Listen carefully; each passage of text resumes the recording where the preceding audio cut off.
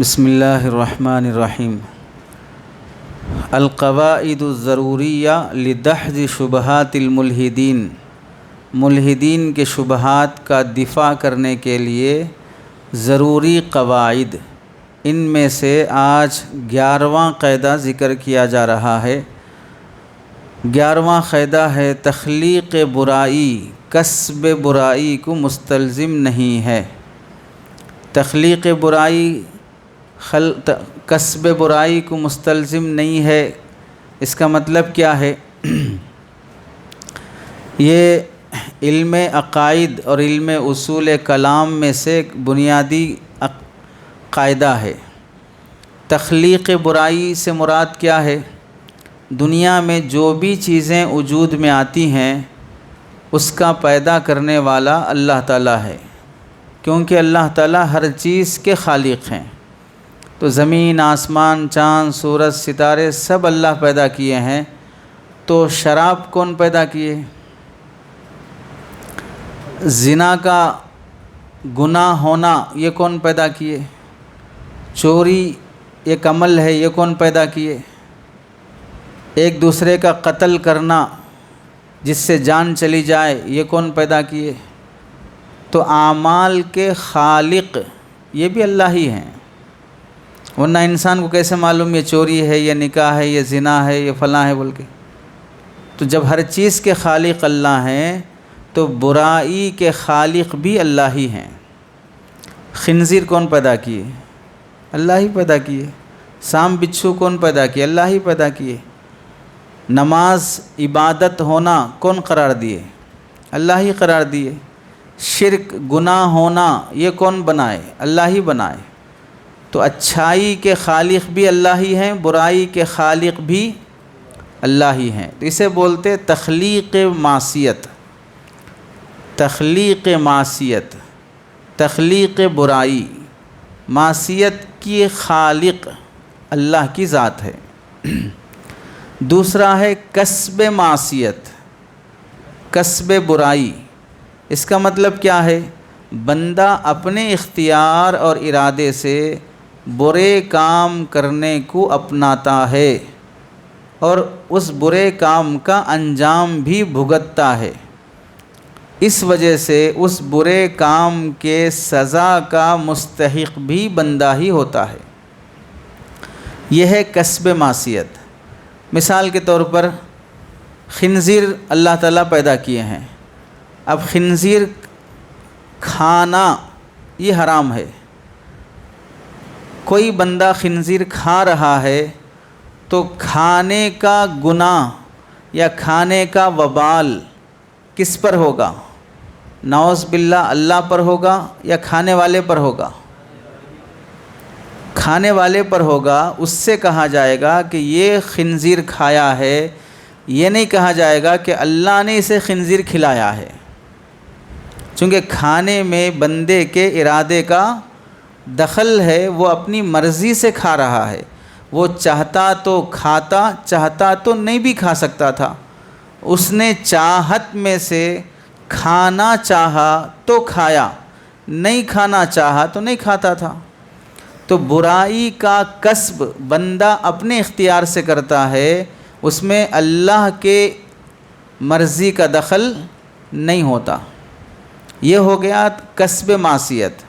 تو پہلی چیز ہے تخلیق معصیت، دوسری چیز ہے کسب معصیت۔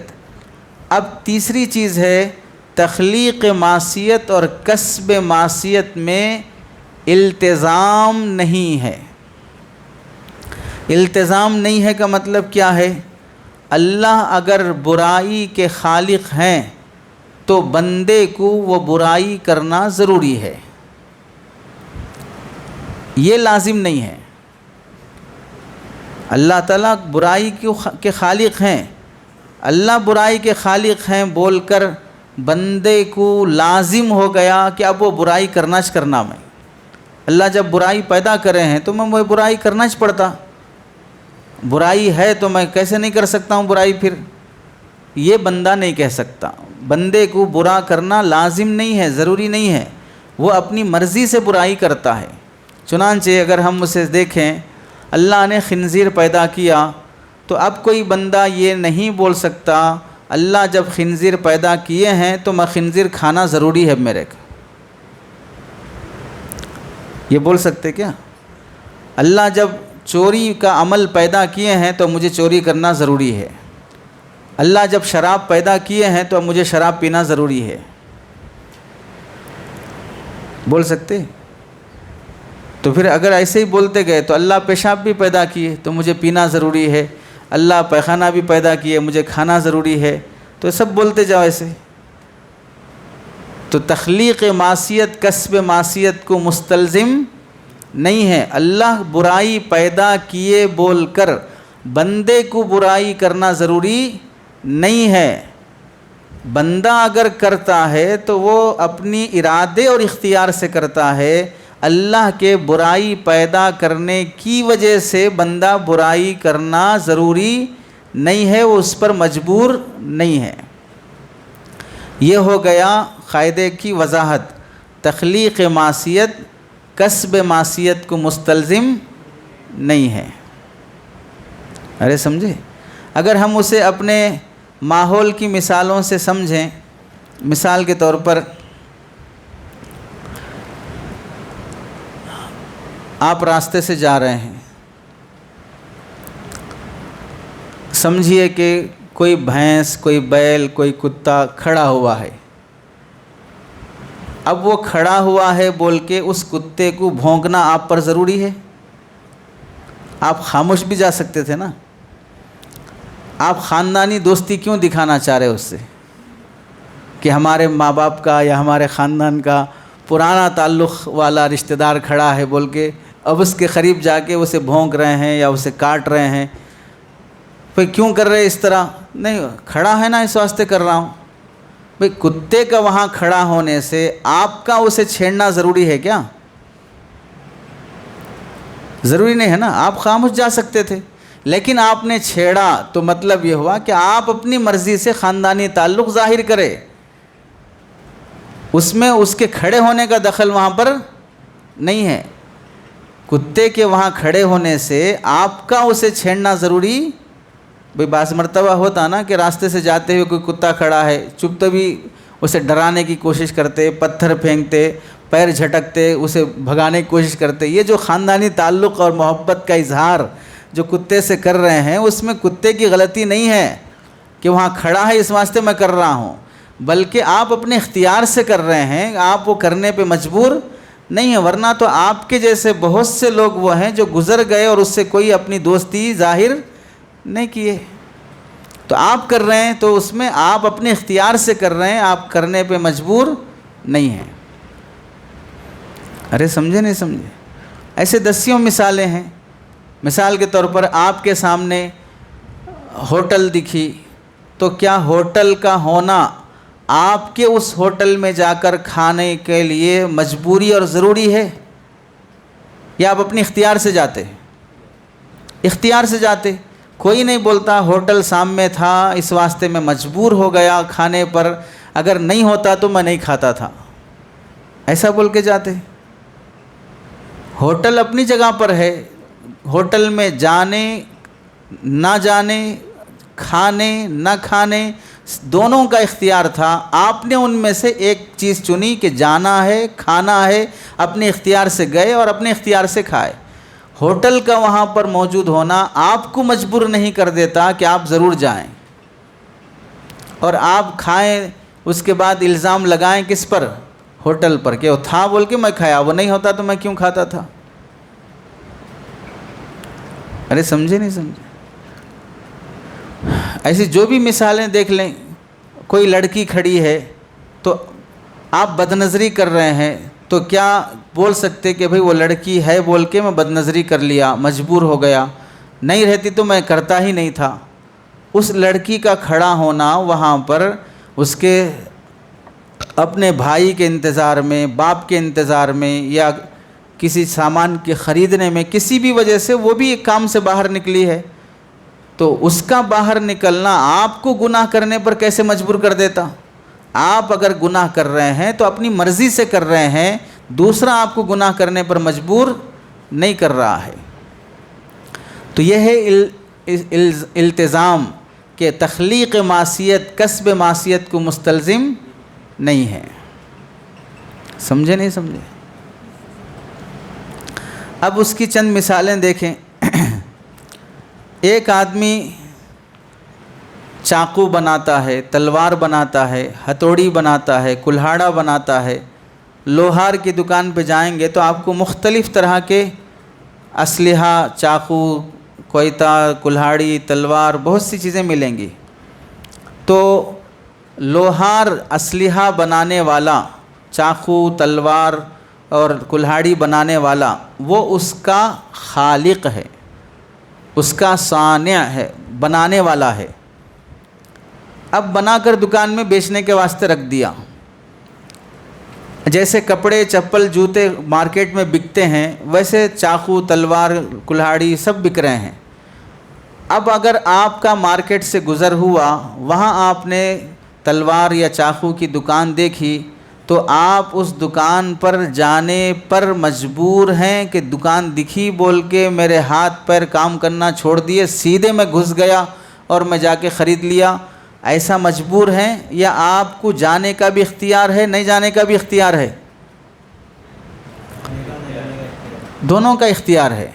پھر جا کر اس تلوار یا چاقو کو خریدنے کا، نہیں خریدنے کا، دونوں کا بھی اختیار ہے۔ آپ نے اپنی مرضی سے خریدا، خرید کے آنے کے بعد آپ اس چاقو سے تربوز، خربوز، کچھ بھی سبزی، فروٹ کاٹ سکتے تھے، اس کا بھی اختیار تھا، یا کسی کا ناحق گلا کاٹ سکتے تھے، اس کا بھی اختیار تھا۔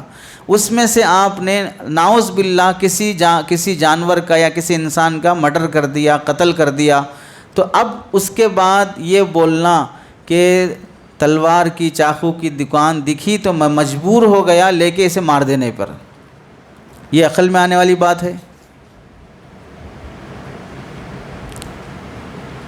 ارے سمجھے نہیں سمجھے؟ تو اگر اس طرح کی مثالیں ہم اگر سوچتے جائیں تو مارکیٹ میں چوڑیوں کی دکان ہے، تو اگر آپ وہاں گئے دیکھے تو میں مجبور ہو گیا، چوڑیوں کی دکان دکھتے ہی میرے اندر کی نسوانیت جاگ گئی اور مجھے سمجھ میں آیا کہ میں اندر سے عورت ہوں، بے اختیار گیا اور چوڑیاں خرید کے پہن لیا۔ یہ بولنا صحیح ہوگا؟ ارے بولو بھئی، آپ کو جانے کا، نہیں جانے کا، اپنی رجولیت کا اور نسوانیت کا دونوں کا اختیار تھا، لیکن آپ میں سے ان میں سے ایک کو ترجیح دی کہ میرے اندر نسوانیت ہے، پھر اختیار سے گئے اور اختیار سے خریدے اور اختیار سے پہنے۔ آپ کو دکان والا مجبور تو نہیں کیا پہننے پر۔ آپ کو ایسے لیڈیز کے کپڑوں کی دکان دکھ گئی، اس میں لہنگا، باڑی، ساڑی سب دکھ گئی، بے اختیار آپ گئے اور جا کر وہاں سے لہنگا، باڑی، چولی، ساڑی سب خرید کے پہن لے کے آ گئے اور بولے مجبور تھا، دکان دکھتے ہی مجھے اپنے خاندان کی عورتیں یاد آ گئی اور میں بھی انہی میں کا ایک ہوں سمجھ کے پہن لیا۔ یہ عقل میں آنے والی بات ہے؟ وہ دکان تمہاری امی کے واسطے ہے، انہوں خرید کے پہن لیے سمجھ میں آتا، تمہاری بیوی کے واسطے ہے، وہ خرید کے پہن لیے سمجھ میں آتا، تم بھی دیکھ کے خرید کے پہن رہے، مطلب بے وقوف ہو، کم عقل ہو، اسے مجبور کیسے بولیں گے؟ ارے سمجھے نہیں سمجھے؟ کتنی نیچے جاتے اتنی نیچے والی مثالیں مل سکتی ہیں آپ کو کہ کسب معصیت میں، تخلیق معصیت میں، کسب معصیت میں التزام نہیں ہے۔ ایسے آپ شریفوں کی جماعت بیٹھی ہوئی ہے، اگر کسی کی ہوا خارج ہو گئی تو آپ پر ضروری ہے اس ہوا کے خوشبو کا جائزہ لینا؟ ضروری نہیں ہے، لیکن آپ توجہ سے اس کی مہک سونگھ رہے ہیں اور یہ بول رہے ہیں کہ میں مجبور ہو گیا جیسے ہی ہوا خارج ہوئی تو اس کا جائزہ لینے پر، اس لیے میں سونگا۔ تو بیوقوف بولیں گے، احمق کہیں گے۔ وہ اس کا بشری تقاضا تھا جس کی وجہ سے ہوا خارج ہو گئی، تم کو سونگنے نہیں سونگنے دونوں کا اختیار تھا، تم نے اس میں سے ایک گندگی کو چنا اور سونگنے لگے، تو اس میں تمہاری غلطی ہے نا جو تم سونگے۔ تو تخلیق معصیت اور کسب معصیت میں کیا نہیں ہے؟ التزام نہیں ہے۔ کوئی برائی مارکیٹ میں ہے تو اس برائی کو مجھے کرنا ضروری ہے، ایسا نہیں ہے۔ اگر کر رہا ہے تو بندے کی بیوقوفی اور حماقت ہے، وہ مجبور نہیں ہے اس برائی کو کرنے پر. سمجھے نہیں سمجھے؟ آپ چپل پہنتے ہیں تو 7 نمبر 8 نمبر 11 نمبر 12 نمبر سب ہے نا نمبر میں، لیڈیز کے جینٹس کے سب ہیں، تو آپ کون سے پہنتے ہیں؟ جینٹس کے پہنتے ہیں، اپنا سائز کا پہنتے ہیں. تو آپ کبھی لیڈیز کا پہن لیے اور بڑے سائز کا پہن لیے اور یہ بولے بھائی میں مجبور تھا، جب وہ چپل دکھا تو پہننا ضروری تھا میرے. اسے بیوقوف بولیں گے. چپل تھا لیکن آپ کے لیے نہیں تھا، آپ سمجھے کہ میرے لیے تھا بول کے، یہی تو حماقت ہے. لیڈیز کا چپل ہے لیکن لیڈیز کے لیے ہے، آپ اپنے لیے کیوں سمجھے؟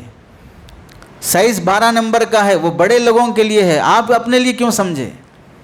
تو ایسے ہی کسی بھی چیز کا مارکیٹ میں ہونا، چاہے وہ اچھا ہو چاہے وہ برا ہو، تو بالخصوص برائی کا وجود برائی کے کرنے کو لازم نہیں ہوتا.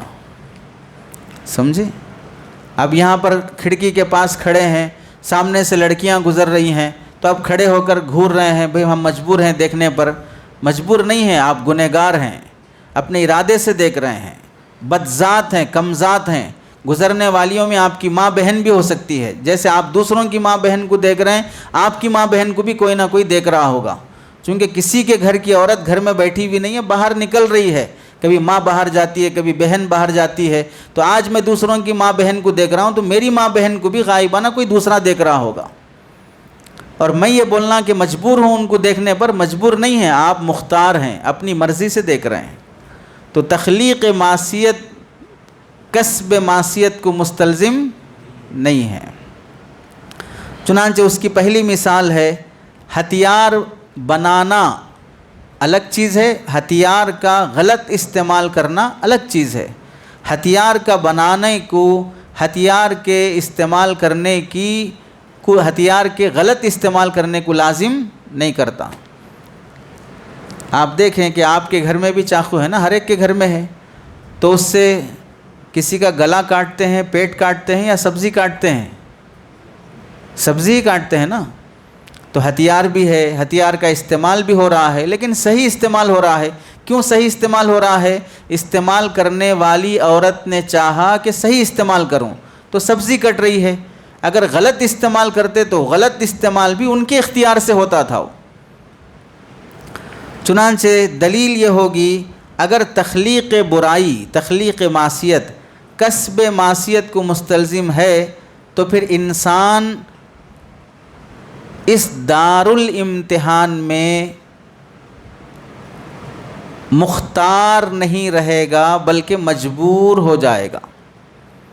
مختار کا مطلب کرنے نہ کرنے کا اختیار اللہ نے دے رکھا ہے.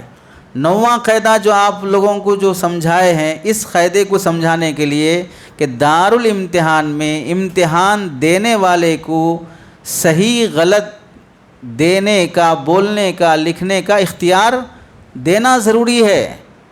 اب وہ اچھا لکھے تو بھی اس کی مرضی، برا لکھے تو بھی اس کی مرضی. دنیا میں انسان اچھا کرے تو بھی اس کی مرضی، غلط کرے تو بھی اس کی مرضی، وہ اپنے اختیار سے کر رہا ہے. اب یہاں اس قاعدے میں آ کر یہ بول رہے ہیں تخلیق معصیت کسب معصیت کو مستلزم ہے، تو اس قاعدے کے خلاف ہو گیا کہ دارالامتحان میں تو بندہ اچھا برا دو بھی کر سکتا، اس کا اختیار ہے. یہاں کے بول رہے نہیں، برائی ہے دنیا میں بول کے برائی کرنے پہ مجبور ہے. تو مجبور ہوا تو پھر اس اختیار کہاں رہا؟ انسان اور جنات یہ دو مخلوق ایسے ہیں کہ یہ مجبور محض نہیں ہیں، کہ دونوں یہاں پر امتحان دینے کے لیے آئے ہیں. دنیا دارالامتحان ہے اور دارالامتحان میں امتحان دینے والے کو اچھے اور برے دونوں کا اختیار دینا ضروری ہے. جب اچھے اور برے دونوں کا اختیار دینا ضروری ہے تو تخلیق معصیت کی وجہ سے کسب معصیت پر مجبور کہاں ہوا؟ وہ تو اسے تو اختیار تھا، برائی بھی کر سکتا تھا، اچھائی بھی کر سکتا تھا. دنیا میں گھاس کھانے والے ہیں یا نہیں ہیں؟ نہیں ہیں. ارے بھینس بیل بکری سب کیا کھاتے؟ گھاس ہی کھاتے نا. آپ لوگ کیوں نہیں کھاتے؟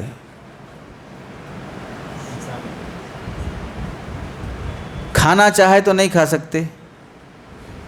بالکل کھا سکتے. چائنا والے بچھو کھا رہے ہیں، سانپ کھا رہے ہیں، کیکڑا کھا رہے ہیں، کٹمل کھا رہے ہیں، مچھر کھا رہے ہیں، مکھی کھا رہے ہیں، کاکروچ کھا رہے ہیں، کیا کیا چیزیں کھا رہے ہیں. کھانا چاہے تو کھا سکتے ہیں، وہ لوگ کھا رہے ہیں، تو وہ جو کھا رہے ہیں اپنے اختیار سے، اور آپ لوگ نہیں کھا رہے ہیں اپنے اختیار سے۔ ہم نہیں کھانا چاہے نہیں کھا رہے ہیں، وہ کھانا چاہے کھا رہے ہیں۔ تو ہم جو اچھا کھا رہے ہیں وہ بھی اپنے اختیار سے، جو غلط کھا رہے ہیں وہ بھی اپنے اختیار سے ہے۔ کوئی انسان گندگی کھانے پر مجبور نہیں ہے۔ تو تخلیق معصیت کسب معصیت کو کیا نہیں ہے؟ مستلزم نہیں ہے۔ اگر مستلزم مانیں گے تو پھر انسان دارالامتحان میں مختار نہیں رہے گا، بلکہ کیا ہو جائے گا؟ مجبور ہو جائے گا، اور انسان دارالامتحان میں مجبور نہیں ہو سکتا، اسے اختیار دینا ضروری ہوگا۔ اب اس قاعدے کو ہم جوڑ کر دیکھیں الحاد کی مثال سے۔ کیسے؟ سیدھا راستہ اور غلط راستہ، اہدنا الصراط المستقیم، سیدھا راستہ یہ بھی اللہ ہی پیدا کرے، اور غلط راستہ یہ بھی اللہ ہی پیدا کرے۔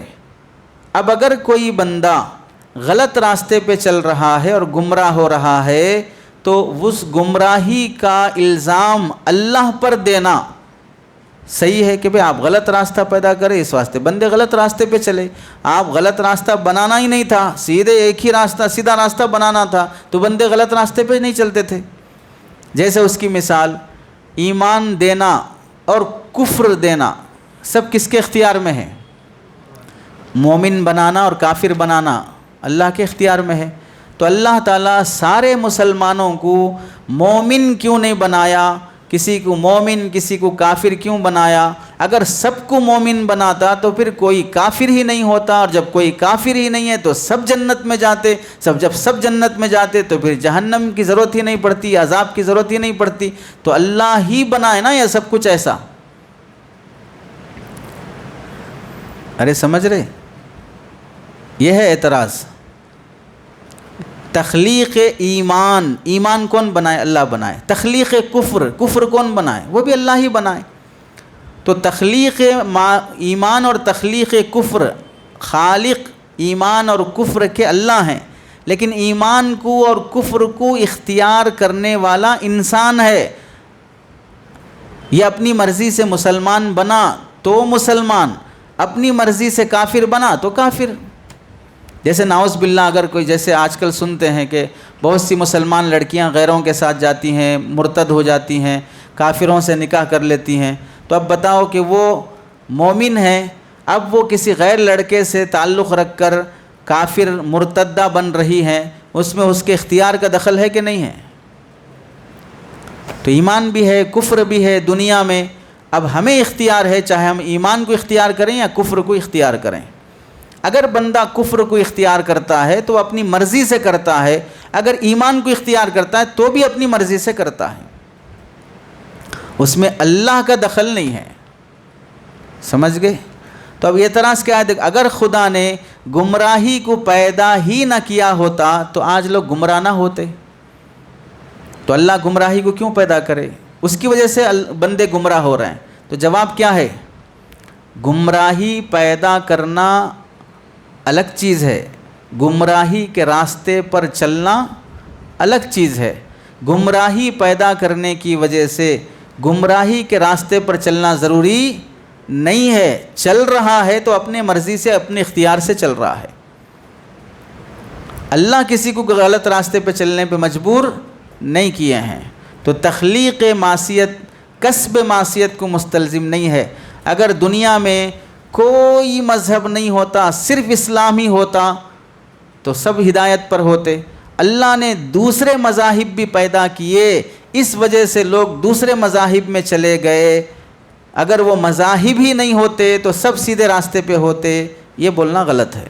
اس واسطے کہ دوسرے مذاہب کے خالق تو اللہ ہیں، لیکن ان مذاہب کو اختیار بندہ اپنی مرضی سے کرتا ہے۔ اللہ ان مذاہب کے ہونے کی وجہ سے بندے کو اس مذہب پر چلنا ضروری نہیں ہے۔ سمجھے؟ کبھی کبھار گرمی کے موسم میں لوگ کپڑے نکال کے سوئمنگ پول میں تیرنے کے لیے کودتے ہیں، نہیں کودتے ہیں؟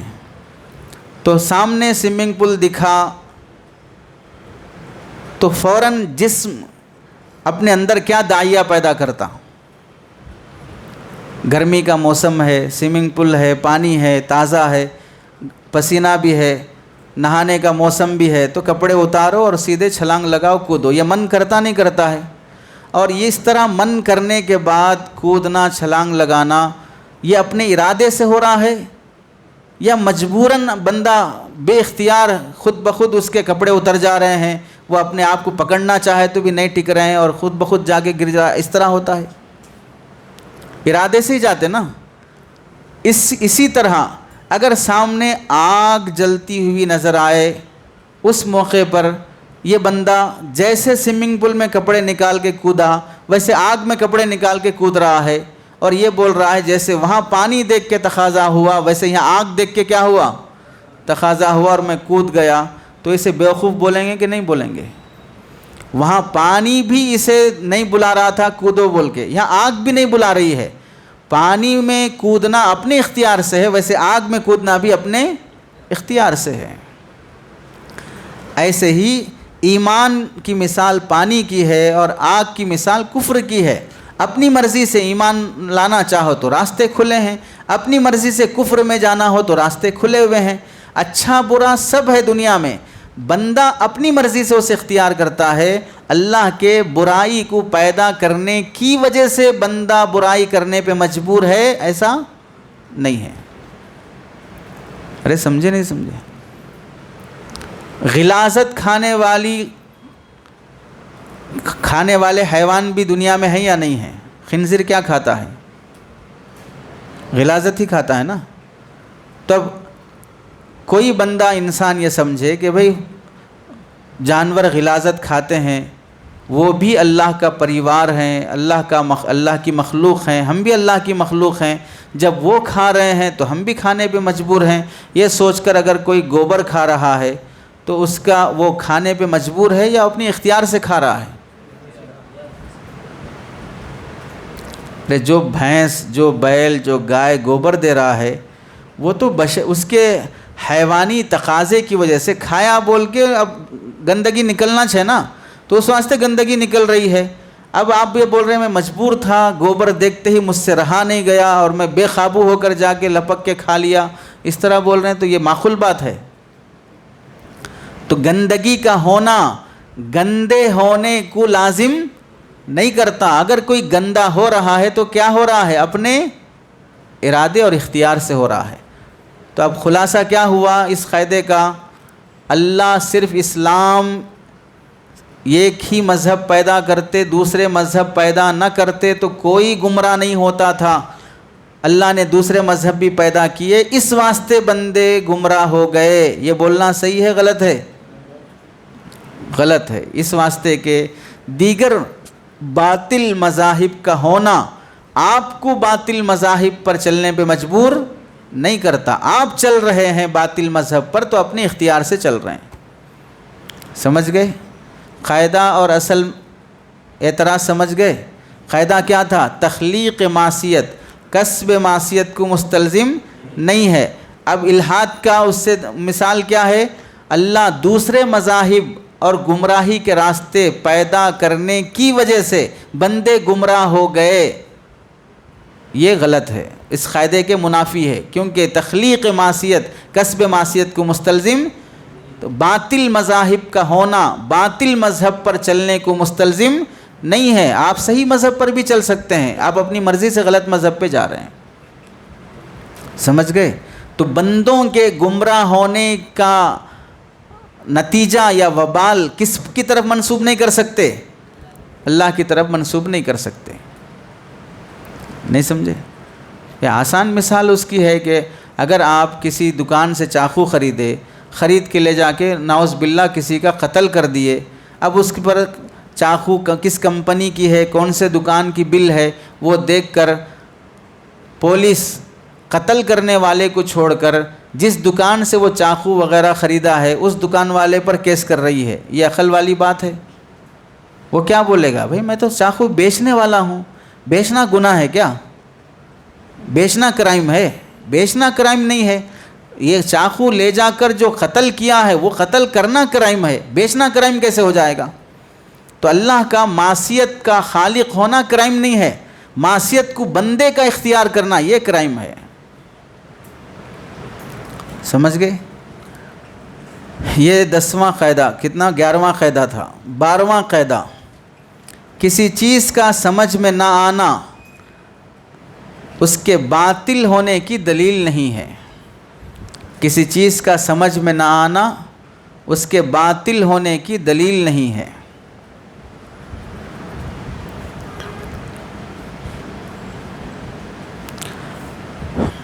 کسی چیز کا سمجھ میں نہ آنا عدم فہم بطلان کی دلیل نہیں ہے.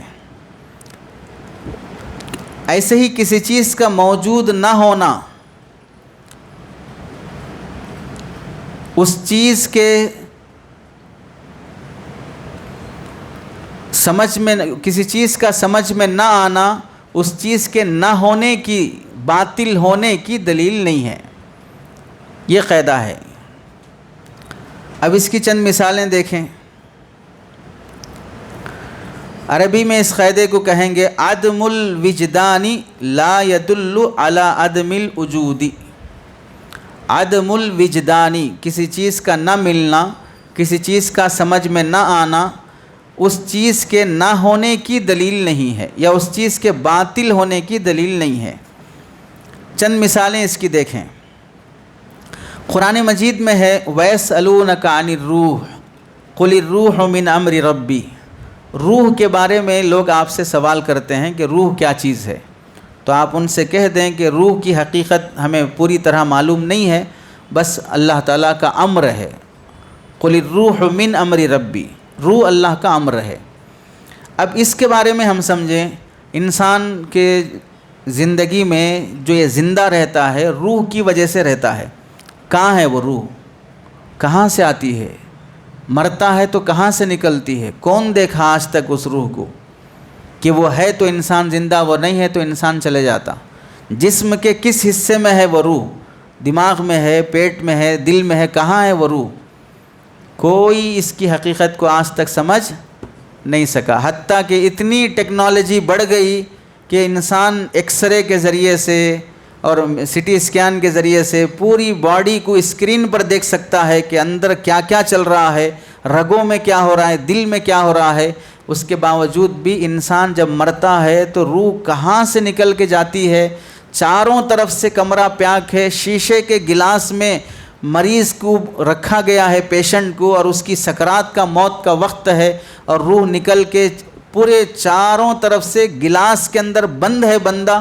پھر کہاں سے وہ روح نکل کے چلی جاتی ہے؟ کیسے جاتی ہے؟ کوئی نہیں سمجھ پا رہا ہے. سمجھ رہے؟ ڈاکٹر خود بھی انسان کی روح کی حقیقت کو سمجھ نہیں سکتے ہیں. تو کیا روح نہیں ہے؟ ارے روح کی حقیقت کو دنیا نہیں سمجھ رہی ہے تو کیا روح نہیں ہے؟ ارے روح نہیں ہے تمہارے اندر؟ تو سب کے اندر ہے نا، لیکن روح کی حقیقت کوئی بھی کیا نہیں کر رہا ہے؟ نہیں سمجھ پا رہا ہے. تو کسی چیز کا سمجھ میں نہ آنا اس کے باطل ہونے کی دلیل نہیں ہوتی. روح نہیں ہے بول کے کوئی بھی نہیں بول سکتا، لیکن روح کی حقیقت بھی کوئی سمجھ نہیں پا رہا ہے. دوسری مثال اللہ تعالیٰ کے صفات، جیسے کہ اللہ تعالیٰ عرش پر ہیں. کہاں ہے عرش اس کا؟ کتنا بڑا ہے؟ کیسے بیٹھے اللہ تعالیٰ عرش پر؟ بیٹھ کے ہیں، کھڑے ہو کے ہیں، تو کیسے بیٹھے، کیسے کھڑے؟ عرش کتنا بڑا ہے تو اللہ کتنے بڑے ہیں، عرش کے پائے کتنے ہیں؟ کوئی نہیں سمجھ سکتا. اللہ تعالیٰ سنتے ہیں، دیکھتے ہیں، بات کرتے ہیں. تو کیسا سنتے؟ اتنے کروڑوں انسان ہیں پوری دنیا میں اور اتنی ہزاروں زبانیں ہیں، سب کی زبانیں سنتے، سب کی باتیں سنتے، تو کیسا سن رہے ہوں گے؟ پوری دنیا کے کروڑوں انسان، جانور، درخت، پتے، پانی، جھاڑ اور پتھر، پہاڑ، زمین، ذرات سب ہیں، سب کو دیکھ رہے ہیں اللہ تعالیٰ. کیسے دیکھ رہے ہوں گے؟ بات کرتے اللہ تعالیٰ تو اللہ تعالیٰ کی زبان مبارک کیسی ہے، اللہ تعالیٰ کا منہ مبارک کیسا ہے، ذات کیسی ہے، اس کے ہونٹ ہیں کہ نہیں ہیں، دانت ہیں کہ نہیں ہیں، وہ سب کیسے سمجھیں گے ہم؟ لیکن پھر بات کیسے کریں؟ وَكَلَّمَ اللَّهُ مُوسَىٰ تَكْلِيمًا، کیسے بات کی اللہ تعالیٰ حضرت موسیٰ علیہ السلام سے؟ کل قیامت میں ہر جنتی سے بات کریں گے۔ تو یہ سب چیزیں وہ ہیں جو ہماری عقل میں نہیں آ سکتی، لیکن کیا ہم اس کا انکار کر سکتے ہیں؟ اللہ تعالیٰ کا عرش بھی ہے، اس کا استوا بھی ہے، وہ سنتا بھی ہے، سمیع بصیر علیم، وہ دیکھتا ہے، بات کرتا ہے، سب کچھ ہے۔ تو کسی چیز کا سمجھ میں نہ آنا اس کے باطل ہونے کی دلیل نہیں ہے۔ ایسے ہی تیسری مثال تقدیر کی۔ تقدیر کے بارے میں بھی شروع سے لے کر آج تک کہ اللہ کا فیصلہ ہے، ہم مرد بننا بول کے بن گئے، عورت بننا بن کے ہوا تو لوگ عورت بن گئے، ہم مسلمان بننا بن کے ہوا مسلمان بنے۔ تو پھر اللہ ہی کا فیصلہ ہے سب کچھ، تو پھر انسان اچھا کرا تو جنت، برا کرا تو جہنم، پھر کیوں یہ؟ پھر جب اس کا فیصلہ ہے تو سیدھے جنت کا فیصلہ کر دینا تھا۔ جب اس کا فیصلہ ہی ہے تو جہنم کا پھر فیصلہ ہی کیوں رکھے؟ اب اگر کوئی جہنم میں جا رہا ہے تو اس کی تقدیر میں ہے جہنم میں جانا بول کے، تو جا رہا ہے۔ ایسا نہیں بول سکتے۔ تقدیر کی حقیقت کیا ہے کما کو ہم سمجھ نہیں سکتے، لیکن ہر ایک کی اپنی اپنی تقدیر ہے جس پر ہم سب کو ایمان لانا ضروری ہے۔ والقدر خیرہ وشرہ من اللہ تعالی، تقدیر کی حقیقت ہم سمجھ نہیں سکتے۔ ایسے ہی چوتھی مثال ہے فرشتے اور جنات۔ ہم جہاں پر بیٹھے ہیں، ایک تو وہ جنات ہے جو ہمیں اور آپ کو نظر آ رہے ہیں، اور ایک وہ جنات ہے جو آپ کو نظر نہیں آ رہے ہیں۔ ارے سمجھے؟ تو وہ ایک جنات کی وہ مخلوق جو نظر آتی ہے، اور جنات کی ایک وہ مخلوق جو نظر نہیں آتی ہے۔ تو کہاں ہیں وہ؟ بڑے بڑے رہتے، اونچے اونچے رہتے، لیکن کہاں رہ رہے ہیں؟ شکل بدل سکتے، سانپ بن سکتے، بلی بن سکتے، فلاں ہو سکتے، کیسے ہو جاتا ہے سب؟ ارے سمجھے نہیں سمجھے؟ ہے، کوئی انکار نہیں کر سکتا جنات کا۔ شیاطین ہیں، کیسے ہیں؟ نہیں انکار کر سکتے، لیکن ہیں شیاطین۔ ایسے قیامت کے جو حالات ہیں، پلسرات ہے۔ پلسرات کے بارے میں کیا سنے آپ لوگ؟ جیسے مہدی پٹنم کا فلوور ہے، گاڑیاں جاتے ہیں، ادھر سے آتے ادھر سے جاتے۔ پلسرات بھی ایسے ہی ہے کہ لوگ ادھر سے آتے رہتے ادھر سے جاتے رہتے۔ کتنا چوڑا ہے پلسرات کا راستہ؟ کیا سنیں؟ بال سے باریک، تلوار سے کیسا چلتے اس پہ؟ دنیا میں چل کے دکھاؤ، دیکھیں گے۔ اگر بال سے باریک ہے تو اگر 50 کلو کا آدمی، 100 کلو کا آدمی بال کے اوپر پیر رکھا تو بال نہیں ٹوٹتا۔ تو پلسرات کے راستے پہ اتنی مخلوق چلے گی تو نہیں ٹوٹتا پھر وہ۔ اور تلوار سے تیز ہے، پیر رکھ کے چلے تو نہیں کٹتا پھر، تو کیسے چلیں گے لوگ؟ تو کیا انکار کر دیتے پلسرات کا؟ حقیقت نہیں سمجھے اس کی۔ چلنے کے لیے دنیا میں پیر ہونا ضروری نہیں ہے، بغیر پیر کے بھی سانپ چلتا ہے، انسان سے زیادہ تیز چلتا ہے۔ ارے سانپ چلتا نہیں چلتا؟ تو پیر نہیں ہے نا، پھر بھی چل رہا ہے۔ چلنے کے لیے 4 پیر ہونا ضروری نہیں ہے، 2 پیر سے بھی چل رہا ہے انسان۔ چلنے کے لیے زمین پہ راستہ ہونا ضروری نہیں ہے، انسان سمندر میں بھی راستے بنایا، ہوا میں بھی راستے بنایا۔ اسی واسطے فلائٹ یہاں سے سعودیہ جانا ہے تو سیدھے سعودیہ ہی جا رہی ہے، غلط راستے پہ نہیں جا رہی۔ تو ہوا میں، آسمانوں پہ کہیں راستے دکھ رہے ہیں؟ کہیں ٹرافک جام ہو رہی ہے آسمانوں پہ؟ کہیں اسپیڈ بریکر دکھ رہا ہے؟ کہیں چیک پوسٹ دکھ رہا ہے؟ کہیں سگنل دکھ رہا ہے؟ کیسے ہیں پھر؟ بھائی چلنے کے لیے راستہ ہونا چاہیے، تو پھر کہاں ہے آسمانوں پہ راستہ؟ کہاں ہے ٹریفک پولیس وہاں پر؟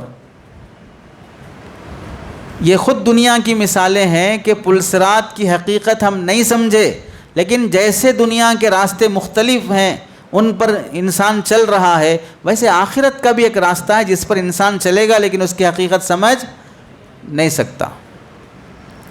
تو کسی چیز کا سمجھ میں نہ آنا اس کے باطل ہونے کی دلیل آپ کو اور ہم کو صاف دیکھ لیں۔ ہوا میں کیسا فلائٹ کریکٹ راستے پہ چل کے امریکہ جاتی، سمجھ میں آتا؟ ارے سمجھ میں آ سکتا ہے کیا؟ ہوا میں کرٹ سیدھا ایک راستہ بنا ہے، وہاں سے چلنے پہ فلائٹ امریکہ جاتی ہے، کہاں ہے راستہ دکھاؤ؟ صرف پائلٹ کو ہی کیوں دکھ رہا ہے، دوسروں کیوں نہیں دکھ رہا ہے پھر اگر ہے تو راستہ؟ تو اس سے معلوم ہوا کہ بیٹھے ہوئے پیسنجروں کو سمجھ میں ہی نہیں آتا فلائٹ کہاں جا رہی ہے، کتنا اسپیڈ جا رہی ہے، کدھر جا رہی ہے، لیکن چلانے والے پائلٹ کو راستہ نظر آتا ہے، وہ سیدھے اسی منزل پہ جاتا ہے۔ تو کسی چیز کی حقیقت کا سمجھ میں نہ آنا اس کے باطل ہونے کی دلیل نہیں ہوتی۔ ایسے ہی حوض کوثر ہے، جنت ہے، جہنم ہے، ان سب کی حقیقت ہمیں سمجھ میں نہیں آتی، لیکن یہ سب چیزیں موجود ہیں، اس کا ہم انکار نہیں کر سکتے۔ دنیا کی مثالوں میں دیکھیں، جیسے ابھی ہم سمجھائے دنیا کی مثالوں میں، زید سمجھیے کہ ایک دیہات کا آدمی ہے جس سے یہ نہیں معلوم کہ بٹن سے کار آن ہو جاتی اور 150 کے اسپیڈ پر چل سکتی۔ وہ آدمی جو ہمیشہ زندگی بیل گاڑی پہ چلا ہے، اب اسے یہ بتایا جا رہا ہے کہ بلیٹ ٹرین بھی آ رہی ہے جس میں انسان بہت تیزی کے ساتھ جہنم میں جا سکتا ہے، تو سمجھ میں آئے گا اسے؟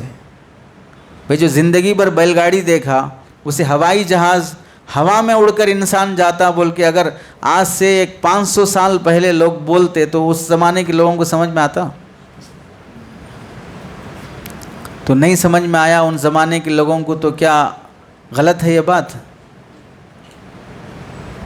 آج دیکھ لیں وہی مثال کے طور پر ہم آپ لوگ تو چونکہ 2000 کے بعد پیدا ہوئے تو اس لیے آپ کے ڈیلیوری سے ہی موبائل فون، اسکرین، فلاں یہ سب چیزیں سامنے آئیں۔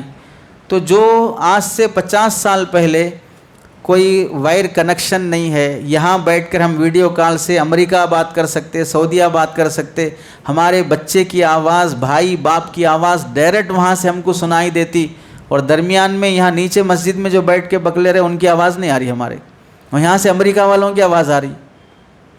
عقل میں آنے والی بات ہے، لیکن انکار کر سکتے نہیں؟ سمجھے؟ ویڈیو کالنگ سے امریکہ میں بیٹھا ہوا بندہ، اس کی آواز، اس کی تصویر ہمیں نظر آ رہی، لیکن ہم جس کمرے میں بیٹھے اس کے بازو والے کمرے میں جو بات کر رہے ہیں ان کی آواز نہیں آ رہی ہمارے۔ تو کیسے ہوگا یہ؟ کیسے ہو رہا ہے؟ سمجھ میں نہیں آ رہا ہے۔ لیکن حقیقت سمجھ میں نہیں آنے سے کیا یہ چیز غلط ہے؟ نہیں ہو رہی ہے؟ ہو رہی نا؟ تو کسی چیز کا سمجھ میں نہ آنا اس کے غلط ہونے کی دلیل نہیں ہوتی ہے۔ یہ مثالیں ہو گئی۔ اب اصل جو الحاد سے جو اس قاعدے کو جوڑنا ہے وہ جوڑ کر سمجھیں۔ نمبر 1، پہلا اعتراض کہ یہ بات ہماری سمجھ میں نہیں آتی کہ اللہ کی ذات لا مکان ہے۔ اس سے پہلے قاعدے میں آیا تھا کہ خالق اپنی تخلیق میں موجود نہیں ہوتا۔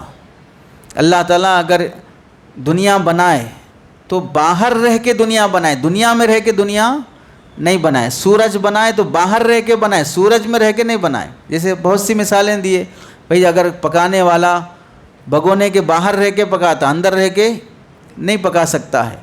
تو اب اللہ تعالیٰ پوری دنیا بنائے لیکن وہ دنیا میں لا مکان ہے، اس کا کوئی مکان نہیں ہے، کیسے ہو سکتا ہے؟ اللہ مکان میں محدود ہیں یا لا مکان ہیں؟ کیا ہے عقیدہ ہمارا؟ اللہ لا مکان ہے، کسی ایک اسپیس اور جگہ کے اندر اللہ موجود نہیں ہے۔ اگر مانیں گے اللہ کسی ایک جگہ پر ہے تو جگہ کی حد جہاں ختم ہو گئی تو اللہ کی بھی حد کیا ہو جائے گی؟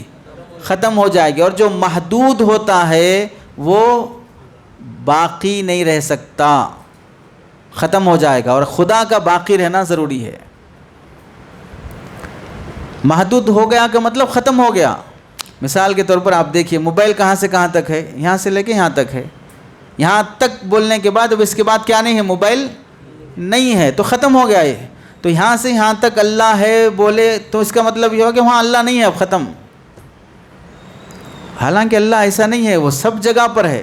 تو اب اللہ ایک ذات ہے جو موجود ہے اور مکان میں ہے، لیکن پھر بھی مکان لا مکان ہے، وہ مکین ہے لیکن لا مکان ہے وہ جگہ میں، اسپیس میں ہے، لیکن اسپیس کے اندر گھرا ہوا نہیں ہے، دنیا اس کو کا احاطہ نہیں کر سکتی۔ کیسا ہوگا یہ کہ ایک چیز اسپیس میں ہے لیکن پھر بھی اسپیس اسے گھیر نہیں سکتا؟ کیسے ہوگا؟ یعنی اللہ مکین ہے لیکن لا مکان ہے، تو مکینم بلا مکان، بغیر مکان کے وہ مکین ہے۔ سمجھ میں نہیں آتا، لیکن سمجھ میں نہیں آنا اس بات کی دلیل نہیں ہے کہ یہ غلط ہے، بلکہ صحیح یہی ہے۔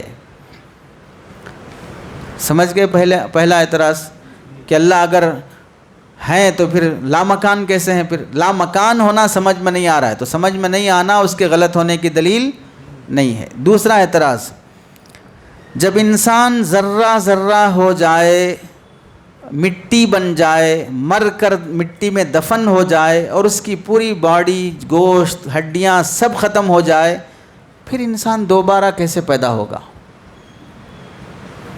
جس جگہ انسان دفن ہوا ہے، 1000 سالوں سے لوگ وہاں دفن ہوتے آ رہے ہیں، تو کتنے انسان دفن ہو کے ختم ہو گئے ہوں گے؟ تو پھر ان ذرات میں سے اس کے ذرات کون سے ہیں، اس کی باڈی کے ذرات کون سے ہیں، کیسا سمجھ میں آئے گا؟ کیسے پیدا ہوگا انسان؟ قیامت کے دن جب کھڑے ہوں گے انسان، تو ہو سکتا ہے کہ بھئی اس کا گوشت اسے چلے جائے، اس کی آنکھیں اسے چلے جائیں، اس کے بال اسے چلے جائیں، یہ سب چلے جانے کے واسطے وہ بال ہونا نا، وہ ہڈیاں گوشت ہونا نا وہاں پر، وہ بھی سب ختم ہو گئے۔ پھر ایگزیکٹ کریکٹ سے اس کے بال ہی اسے آئیں گے، اس کا جسم ہی اسے آئے گا، اس کی گوشت ہڈیاں ہی اسے آئیں گی، کیسے ہوگا یہ سب؟ عقل سے سمجھ سکتے ہیں؟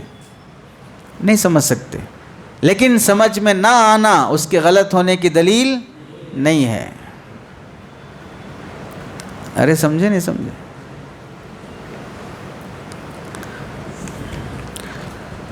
تیسرا اعتراض، قیامت کے دن انسان کو ایسے پل پر سے چلنا ہوگا جو بال سے بھی باریک ہوتا ہے، تو بال سے باریک چیز پہ کیسے چل سکتا ہے انسان؟ سمجھ میں آتا ہے؟ نہیں آتا، لیکن کسی چیز کا سمجھ میں نہ آنا اس کے غلط ہونے کی دلیل نہیں ہے۔ تو اس قاعدے کا خلاصہ کیا ہوا کہ عدم الفہمی لا يدل علی بطلانہ، کسی چیز کا نہ سمجھنا اس کے باطل ہونے کی دلیل نہیں ہوتی ہے۔ اب آپ دیکھ لیں کہ آپ کے جو بال سر پر اگ رہے ہیں، روزانہ تھوڑے تھوڑے بڑھ رہے ہیں اور بانس کے حد سے بھی زیادہ بڑے ہوئے ہیں، تو یہ کہاں سے بڑھ رہے ہیں بال؟ آپ کا سر پھوڑ کے دیکھے تو اندر بالوں کی کوئی بیج کھیت وغیرہ ہے کہ وہاں سے بڑھ کے آ رہے ہیں؟ ایسا کچھ ہے؟ کہاں سے آ رہے بال؟ سمجھ میں آ رہا ہے؟ ارے بال کہاں سے آ رہے سمجھ میں آ رہا ہے؟ پھر بھی آ رہے ہیں نا۔ ناخن روز کا روز بڑھ رہا ہے، تو اگر یہ اکھاڑ کے دیکھیں بھئی پیچھے کچھ تو بھی ہے کیا، فیکٹری یہاں سے بڑھ رہا ہے یا ناخن دکھے گا کیا؟ لیکن بڑھ رہے نا ناخن۔ تو یہ چیزیں، اب انسان کے منہ میں لعاب ہے، تھوک ہے، کہاں ہے وہ فیکٹری جہاں سے تھوک بن کے آتا ہے؟ ارے منہ چیر کے دیکھے تو دکھتا کیا کہیں سے رکھا ہوا ہے بول کے؟ نہیں محسوس ہوتا، کہاں سے بن رہا ہے؟ یہ سب چیزیں جو انسان کو فطری لحاظ سے خود اس کے جسم میں جو چیزیں پائی جاتی ہیں سمجھ میں نہیں آتی ہیں، لیکن کیا سمجھ میں نہیں آنے سے ان چیزوں کی حقیقت کا انکار کرو گے؟ نہیں کر سکتے۔ تو یہی دلیل ہے کہ کسی چیز کا سمجھ میں نہ آنا اس کے باطل ہونے کی دلیل۔ ہاں، اس قاعدے سے ایک بات مستثنا ہے، اگر کوئی چیز قرآن، حدیث، جمہور امت کے خلاف ہے، پھر بھی وہ چیز سمجھ میں نہیں آ رہی ہے، تو یہی کہا جائے گا کہ یہ باطل ہے۔ سمجھ میں نہیں آ رہا تو باطل ہے۔ نہیں سمجھے؟ جیسے اس کی مثال، اب جو ہم بول رہے ہیں کہ بھئی جو چیز سمجھ میں نہیں آتی اس کے باطل ہونے کی دلیل نہیں ہے، تو سائنسدان یہ بول سکتے نا کہ ہم بھی تو یہی قاعدہ بول رہے ہیں کہ انسان پہلے بندر تھا، بعد میں انسان بنا، بندر سے انسان کیسا بنا سمجھ میں نہیں آ رہا نا، تو سمجھ میں نہیں آنا اس کے باطل ہونے کی دلیل نہیں ہو سکتی، اس واسطے انسان بندر تھا ماننا پڑے گا، کیونکہ آپ ہی تو اصول بیان کریں نا کہ کسی چیز کا سمجھ میں نہیں آنا اس کے باطل ہونے کی دلیل نہیں ہے، تو اور ہم بول رہے ہیں کہ انسان پہلے بندر تھا بعد میں انسان بنا، یہ چیز سمجھ میں نہیں آ رہی نا آپ کو، تو سمجھ میں نہیں آنا اس کے باطل ہونے کی دلیل نہیں ہے، تو آپ کو ماننا پڑے گا کہ آپ پہلے بندر تھے بعد میں کیا ہوئے، انسان بنے۔ ارے سمجھے؟ تو یہ اصول نہیں چلے گا، یہاں کہا جائے گا قرآن حدیث اور جمہور کے خلاف جو بات سمجھ میں نہیں آتی ہے وہاں یہی کہا جائے گا کہ اب یہ بات ہی غلط ہے، کیونکہ انسان کے بارے میں اللہ یہ فرماتے ہیں وَلَقَدْ خَلَقْنَا الْإِنسَانَ فِي أَحْسَنِ تَقْوِيمٍ، ہم نے انسان کو پیدا کیا اور احسن تقویم یعنی پوری کائنات میں سب سے بہترین بنایا، تو پھر ڈائریکٹ خلقہ کا جو مفعول ہو رہا ہے انسان، تو اللہ نے انسان کو ڈائریکٹ بنایا، بندر کے واسطے سے نہیں بنایا، یہ خود نص کے خلاف ہے۔ پھر احسن تقویم کہا، انسان پوری کائنات میں سب سے خوبصورت چیز اگر کوئی ہے تو وہ کون ہے؟ انسان ہے، جیسے کہ ہم میں سے ہر ایک سمجھتا بھی ہے اپنے آپ کو، ارے نہیں سمجھے؟ ہم میں سے کون کس شکل کا بھی رہن دو، جب بھی آئینے کے سامنے کھڑے ہوتا ہے تو اپنے آپ کو بہت پسند کرتا ہے، ارے سمجھے نہیں سمجھے؟ دوسرے چاہے اس کا چہرہ دیکھنا بھی پسند نہیں کرتے ہوں لیکن پھر بھی وہ اپنے آپ کو آئینے کے سامنے کھڑے ہو کر اسمارٹ سمجھتا ہے، اپنی ناک کو دیکھتا ہے، ہونٹ کو دیکھتا ہے، چہرے کو دیکھتا ہے، آنکھوں کو دیکھتا ہے، اپنے آپ کو بہت پسند کرتا ہے انسان، یہی احسن تقویم۔ تو کیا آپ مانیں گے اپنے آپ کو کہ میں پہلے بندر تھا، اس کے بعد دیکھو میری ناک تھوڑی سی بننے میں آگے پیچھے ہو گئی تو تھوڑا بندر کی مشابہت ابھی بھی دکھ رہی ہے، بول سکتے ہیں تھوڑا بندر کے ہونٹوں کی مشابہت ابھی بھی دکھ رہی ہے، احسن تقویم کے خلاف ہے۔ تو یہ اصول وہاں نہیں چلے گا کہ قرآن حدیث اور جمہور کے خلاف آپ کوئی بات گھڑ لیں اور پھر یہ بولیں کہ بھئی کوئی بات سمجھ میں نہیں آنا اس کے باطل ہونے کی دلیل نہیں ہے، اس واسطے انسان بندر تھا بعد میں انسان بنا، سمجھ میں نہیں آتا تو نہیں آیا تو بھی اس کے باطل ہونے کی دلیل نہیں، یہاں پر نہیں بول سکتے۔ ارے سمجھے نہیں سمجھے؟ کتنے قاعدے ہو گئے؟ 12 ہوئے۔ 13واں قاعدہ، کسی چیز کی نفی کرنا دلیل لانے کو مستلزم نہیں ہے، کسی چیز کی نفی کرنا دلیل لانے کو مستلزم ہے، دلیل لانے کو مستلزم ہے۔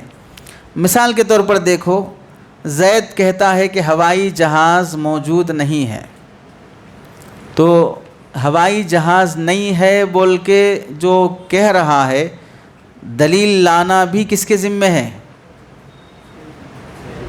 نہیں ہے بول رہے نا بھائی، دلیل لاؤ،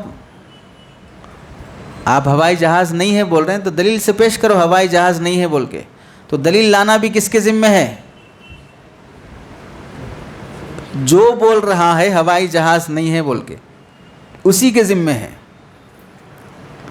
اگر کوئی ایسا کرے، مثال کے طور پر زید اور عمر دونوں آئیں، زید بول رہا ہے کہ ہوائی جہاز نہیں ہے، عمر بول رہا ہے کہ ہوائی جہاز ہے، دونوں میں موجودہ حالات کے حساب سے کس کی بات صحیح ہے؟ دنیا میں ہوائی جہاز ہے یا نہیں ہے؟ تو زید کی بات صحیح ہے یا عمر کی بات صحیح ہے؟ عمر کی بات صحیح ہے، دنیا میں کہیں نہ کہیں پر بھی ہوائی جہاز ہے، عمر کی بات صحیح ہے، زید بول رہا ہے نہیں ہے۔ اب نہیں ہے جب بول رہا ہے تو نہیں ہونے پر دلیل دینا کس کی ذمہ داری ہے؟ الٹا زید عمر سے یہ بول رہا ہے کہ تم ہے بول کے جو بول رہے ہو اس کی دلیل دو، نہیں سمجھے؟ یعنی اپنی جو بات ہے نہیں ہے بول کے جو میں بول رہا ہوں اس کی یہ دلیل ہے بول کے اس کی دلیل نہیں دے رہا، زید سے کیا پوچھ رہا، عمر سے کیا پوچھ رہا، تم جو نہیں ہے بول رہے نا اس کی دلیل دو میرے۔ یہ بدماشی ہے، یہ جو نفی کر رہا ہے نفی کی دلیل دینا کس کی ذمہ داری ہے؟ نفی کرنے والے کی ذمہ داری ہے۔ نفی کرنے والا ثابت کرنے والے کی سے دلیل نہیں مانگ سکتا، اس واسطے کہ ثابت کرنے والا ثبوت کی دلیل دے گا، نفی کی دلیل کیوں دے گا؟ نہیں سمجھے؟ زید امر مثال کے طور پر ہوائی جہاز ہے بول رہا ہے تو دلیل کس کی دے گا؟ ہونے کی دے گا نا. تم کیا بول رہے ہو؟ ہوائی جہاز نہیں ہے بول رہے، تو تمہاری ذمہ کس کی دلیل ہے؟ نہیں ہونے کی دلیل دینا. ٹھیک ہے، تو تم نہیں ہونے کی جو دلیل دینا ہے وہ دلیل تمہارے ذمہ ہے. وہ کس سے پوچھ رہے؟ تم امر سے پوچھ رہے ہو کہ تم دلیل دو. تمہارے دعوے کی میں کیوں دلیل دوں گا؟ میں دلیل دوں گا تو ہونے کی دوں گا نا، نہیں ہونے کی دلیل میں کیوں دوں گا؟ سمجھے نہیں سمجھے؟ تو جو نفی کو کا دعویٰ کرتا ہے دلیل دینا کس کی ذمہ داری ہے؟ نفی کی دعویٰ کرنے والے کی ہی ذمہ داری ہے. مثال کی دلیل دیکھیں، دلیل مدعی کی ذمہ داری ہوتی ہے، دعویٰ کرنے والے کی ذمہ داری ہے کیا کرنا؟ البینۃ علی المدعی، دعویٰ کرنے والا دلیل پیش کرنا ہے. اب کوئی شخص کسی چیز کی نفی کرتا ہے تو نفی کرنا یہ مدعی ہونے کی علامت ہے. تم دعویٰ کر رہے ہو کہ یہ چیز نہیں ہے.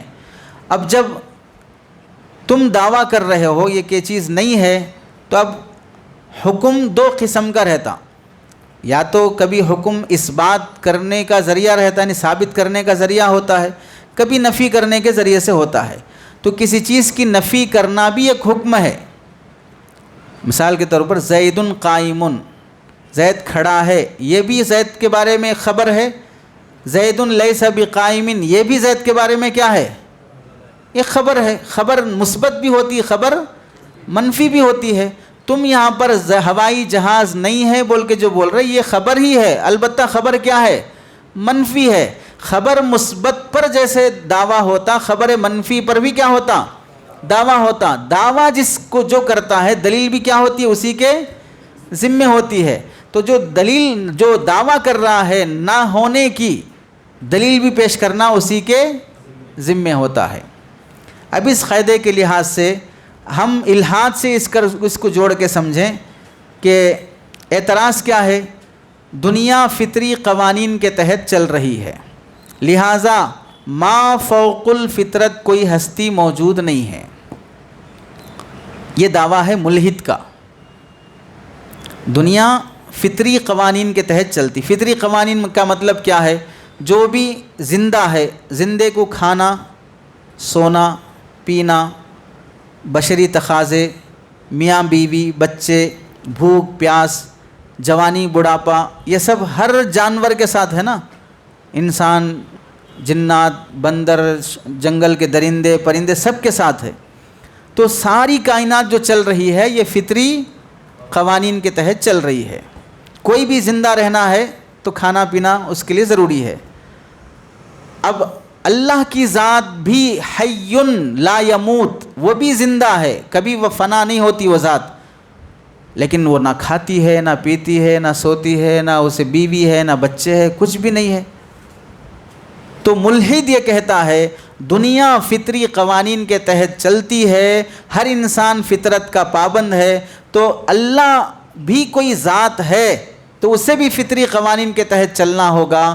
اگر وہ فطری قوانین کے تحت نہیں چلتا تو پھر وہ ذات ہے ہی نہیں ہے. یہ کون کہہ رہا ہے؟ ملحد کہہ رہا ہے. تو پھر اللہ کی ذات نہیں ہے. کیوں نہیں ہے؟ ہے تو اس کے زندے رہنے کے واسطے بھی وہ بھی کیا کرنا؟ کھانا. لیکن اللہ پینا، سونا، بیوی بچے ہونا، جوانی بڑھاپا ہونا، یہ سب ہے اللہ کو. یہ سب چیزیں فطرت کے تحت میں آتی، اور اللہ فطرت سے اعلیٰ تر ہے، ما فوق الفطرت ہیں. اب دنیا چونکہ فطرت کے قوانین کے تحت چلتی ہے، اللہ کی اگر کوئی ذات ایسی ہے تو وہ بھی فطرت کے تحت چلنا ہوگا، لیکن چونکہ وہ فطرت کے تحت نہیں چلتی تو ایسی کوئی ذات ہے نہیں جو فطرت سے ماورا ہو. یہ کون کہہ رہا ہے؟ ملحد کہہ رہا ہے. ٹھیک ہے، یہ اس کا دعویٰ ہے. اب جب یہ دعویٰ دے رہا ہے تو اب دلیل دینا کہ کوئی ایسی ذات نہیں ہے جو ما فوق الفطرت ہو، دلیل دینا کس کی ذمہ داری ہے؟ ملحد کی ذمہ داری ہے، مدعی کی ذمہ داری ہے. اب دلیل لاؤ کہ کوئی خدا نہیں ہے جو انسانی فطری اور حیوانی فطری قوانین سے بالا تر ہو. ایسا کوئی خدا نہیں ہے، چونکہ وہ فطرت کے تحت نہیں چلتا تو پھر وہ ذات ہی نہیں ہے. اس کی دلیل لاؤ. لیکن ملحد اپنے اس دعوے پر آج تک دلیل نہیں دے سکا. وہ دلیل کس سے پوچھتا ہے؟ موحد سے پوچھتا ہے. اور موحد دلیل دے گا تو کس کی دے گا؟ خدا کے ہونے کی دلیل دے گا نا. تم جو دعویٰ کر رہے ہو خدا کے نہ ہونے کی، وہ تو تمہارے ذمہ ہے. وہ دلیل موحد کیوں دے گا؟ اس واسطے جتنے ملحد ہیں وہ آج تک کوئی ملحد خدا کے نہ ہونے پر کوئی دلیل نہیں پیش کر سکا. سمجھے نہیں سمجھے؟ خدا کے نہ ہونے پر کوئی دلیل نہیں دے سکا. اسی کو کہہ رہے ہیں معترض ما فوق الفطرت ہستی کی نفی کر رہا ہے، لہٰذا اس پر دلیل لانا لازم ہے. کسی چیز کی نفی کرنے کے لیے دلیل پیش کرنا ضروری ہوتا ہے. لیکن معترض مادی اور سائنسی نظریات کا حامل ہے، وہ ما فوق الفطرت ہستی ماننے والوں سے دلیل طلب کرتا ہے کہ تم دلیل دو کہ ما فوق الفطرت کوئی ہستی ہے کیا بول کے. بھئی ہم دیں گے تو اس کے ہونے کی دیں گے، تم نہیں ہونے کا دعویٰ کرے نا، تو اس کی دلیل کون دے گا؟ سمجھے نہیں سمجھے؟ تو جتنے بھی ڈیبیٹس آج تک ہو چکے یا ملحد جو کچھ بھی دعوے کر چکے، خدا کے نہ ہونے پر آج تک کوئی ملحد دلیل پیش نہیں کر سکا. اس واسطے کہ وہ خود بھی پابند ہے کس کا؟ فطری قوانین کا. اور فطری قوانین اور مادی باتوں کے تحت ہی رہ کر، حسی باتوں کے تحت ہی رہ کر وہ دلیل پیش کرتا ہے. اور خدا کی ذات چونکہ وہ فطری قوانین سے اعلیٰ ہے، مادیت سے اعلیٰ ہے، وہ معنوی ذات ہے، تو اس کو یہ سمجھ ہی نہیں سکتا. تو کہاں سے دلیل پیش کرے گا؟ وہ اس کی نفی کی دلیل کہاں سے پیش کرے گا؟ تو آج تک کوئی ملحد خدا کے نہ ہونے پر دلیل، ہاں یہی الٹی سیدھی باتیں، اگر خدا ہوتا تو ظلم کیوں ہوتا تھا؟ خدا ہوتا تو دہشت گردی کیوں ہوتی تھی؟ خدا ہوتا تو معصوم بچے کیوں مارے جاتے تھے؟ یہ کوئی دلیل ہے؟ خدا نہیں ہونے پر دلیل دو. تم یہ جو کچھ دنیا میں ظلم فساد چل رہا ہے اس کو تم وجہ نہیں بنا سکتے کہ اس کے ہونے کی وجہ سے خدا نہیں ہے بول کے. سمجھ گئے؟ تو جو دعویٰ کرتا ہے دلیل اس کی ذمہ داری ہوتی ہے. ملحد آج تک خدا کے نہ ہونے کا جو دعویٰ کیا ہے اس پر کوئی دلیل نہیں پیش کر سکا. اللہ سے دعا ہے کہ اللہ ان اصول اور قواعد کو سمجھنا آسان فرمائے.